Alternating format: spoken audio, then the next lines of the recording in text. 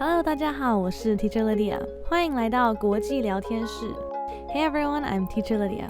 You're listening to International Talk.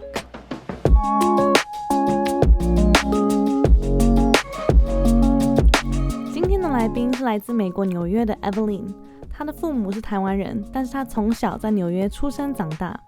今天她要来和我们分享纽约的生活，当一个 Asian American 的意义，在意大利交换的故事，还有时尚界的工作经验。Today's interview is with New York born and bred Eveleen. Her parents are both Taiwanese, but she spent her life in New York. Today, she will talk to us about life in New York, what it means to be an Asian American, her exchange experience in Italy, and her time working in the fashion industry. I hope you enjoy this interview with Eveleen. Welcome, Eveleen. Thank you so much for coming today. Thanks, Lydia. Thanks for having me. So the question that I ask everyone first, everyone hates it, but I have to ask, where are you from? I'm originally from New York. I was born and raised there, and I moved to Taipei in January 2021. In Taiwan, what do you like to do during your free time, if you have any?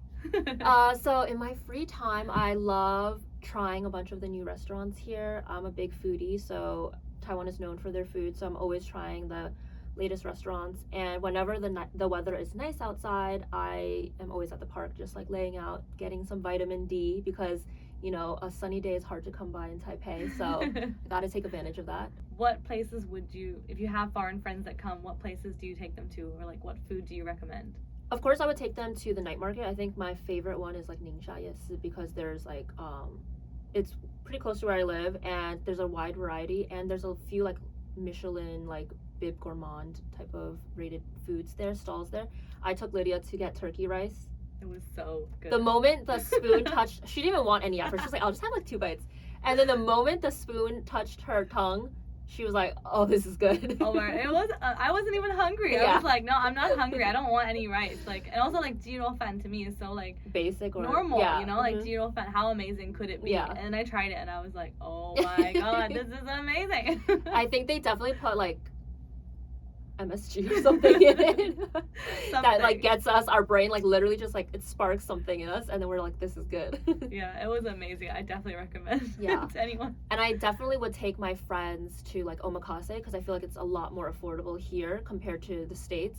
In the States, it's like the most basic one is like maybe 100 US, so it's around like 2,800 Taiwan dollars. But here you can get like a decent omakase for like 1,500, I feel. So it's a pretty good deal, and it tastes really good. The service is great in all restaurants in Taiwan compared to the States, and there's like no tip that you need to give. Probably take my friends to like the bars here, because I feel like the bars in America, the bars here, even though they're called bars, they're more like lounges. I feel like you sit there and you chat. It's not a place where you like dance and like go wild. I feel like bars in the States, when you hear bars, it's like a place you get like drunk. But here they're like a little bit classier, and the teas, the drinks they have here are like infused with teas. So I think that's something really unique that we don't have in the States at all. And the bartenders here it's like an art here, the bartending, versus like in the States, it's like, you know, some college girl who's like just trying to make some extra cash. I don't know. It's like the most common part-time job. Yeah. But here it's like an art, and like they're really skills. Like you can also, there are so many bars here where there's no menu, and you just tell them what you like and they'll make it for you, and I think that's so cool. And you definitely have to go in with an open mind, but I think a lot of like Americans would find that really fascinating, or foreigners, not Americans. Yeah, that's true. Actually, I really like the cocktails here too. They make such unique cocktails. We actually went to one place where we had a pizza flavored. Yes. Was it pizza flavored? Yeah, it was like margarita pizza. Yeah. At WAT Watt. Yeah, that was really cool. Yeah. So in general, there's just loads of those places. So everyone sees New York on TV all the time, and you know, all the movies and stuff. It's like, what is New York really like? Is it really like how we see on TV? Is it, you know, the buzz of the city, and what is it like? So when I think of New York, I feel like a lot of foreigners think of like Gossip Girl or Friends. I think Gossip Girl is not representative of New York City. I think most people, a lot of times people have this like really like glorified perception of New York City. So the first thing I always do is I whip out my phone and I take out my Instagram and I type in subway creatures or what is New York. I've shown Lydia, because like if she ever wanted to visit, like I just want her to be prepared.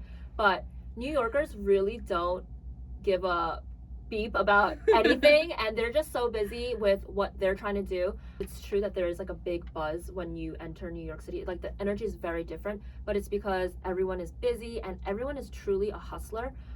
Everyone is busy trying to get somewhere and trying to do something, and they don't care like if what you're doing. Like you can be like naked on the street and people will still be like rushing to get to their next destination because they don't have time for that. And I think that's like the beauty of New York City. Everyone is very ambitious, and you can be from like everyone is from like all different kinds of walks of life, and you can make it in New York City as long as you're willing to work hard and like put in the time.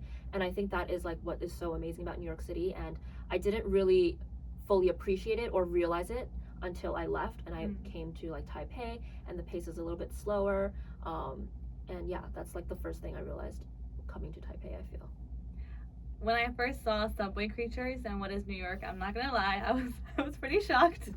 Especially the things that you see on the subway.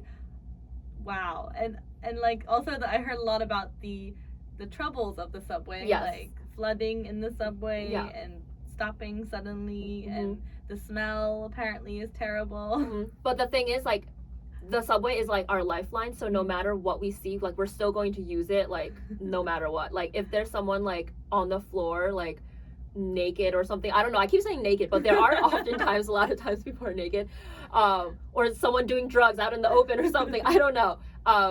People are just gonna move on. Like, no one's gonna like stop it. Like, if you're watching the videos, the clips on Instagram, notice the people in the background, like, they really don't care.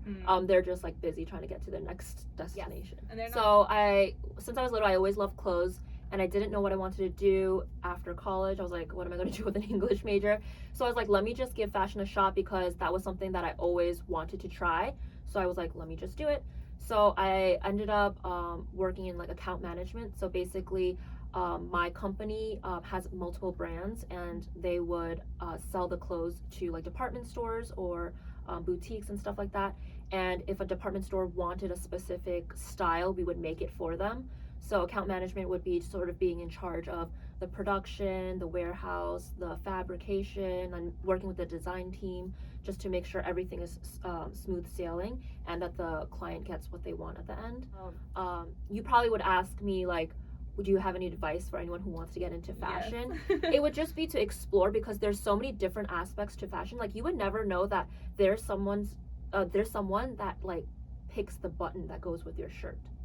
Wow. Yeah, so like that's their one job. Like, and they match the button. There's like 4 buttons to choose from, and then you choose which one like you like. So it's every day for me was like making the final decisions on like small things, and making like the thread dyed to match the fabric or something like that. You would never know how much effort goes into like one like garment.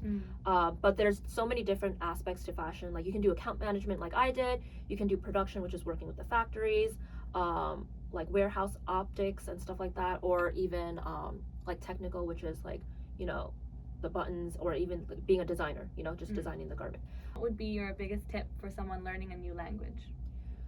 So since I teach English now, I think my biggest tip would be, I just always try to instill confidence into my students. I feel like there's no point in learning English or learning any language if you do not have the guts to speak it. And I think a lot of my adult students, they just have no confidence, and I'm always like pushing them. I'm like, you're great, you're so amazing, you're so smart, you have all of these great skills, but why are you like so like shy and hesitant to speak it? Because like, okay, the most amazing thing about America, I want everyone to like remember this, is you do not need to speak a word of English and you can still make it. That is like the most amazing part of like America, 100%. Like my dad, his English is like not great. He's been there for 20 years and his English is probably like worse than some of my students. But my dad does not care. Like, he will speak it with his broken English, and my dad is like thriving in America. So I just want everyone to know that, like, you do not need to worry about your accent. Like, there's mostly, in New York City especially, you will meet at least one person with an accent every single day. Like, maybe 3 minimum, I think. Everyone has an accent. Like, everyone is from different walks of life, and don't be worried about your accent. Just practice having confidence and just be willing to speak it. And people are more open-minded in America, I feel. So I don't think they care really. Yeah, they're not gonna be like, you sound weird. Yeah, exactly. And they might actually think that your accent, that would be a great like starting point for a conversation, I feel. To be like, oh, and where are you from? You know? I think my advice would just be to be more confident. I think Taiwan is such a great country, and a lot of times we worry about what other people think, or we try to be a little bit more polite, more like 客气 and like 礼貌, right? But that's great, but have more confidence in yourself and like expressing yourself, because I think that's a really like wonderful trait to have, to like really be your authentic self and not be worried about what other people think of you. So just be yourself, don't think confident. Too much. Yeah, be confident, because you guys are like so great. I feel like Taiwanese people are great, so there's nothing to be like, you know, shy about. Yeah, amazing. 想听更多访谈内容和精彩的故事吗？欢迎到 Spotify 或 Apple Podcast 等平台收听完整版的访谈内容，直接搜寻 Teacher Lydia 国际聊天室 International Talk 就能找到。也欢迎追踪我的 IG， 还有订阅这个平台。If you'd like to listen to the rest of this interview, check out the full podcast episode on Spotify, Apple Podcasts, or wherever you get your podcasts. You can also follow me on Instagram, Teacher Lydia Languages, or subscribe to this channel. See you next time!